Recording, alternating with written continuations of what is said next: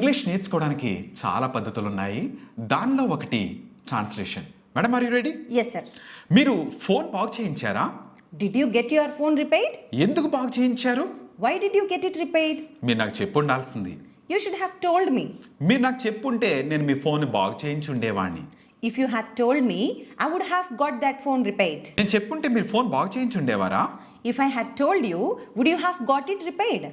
అన్నట్టు మీ బాబుని ఫోన్లో ఆడనిస్తారా? By the way, do you let your son play on mobile? నేను ఆడనివ్వను.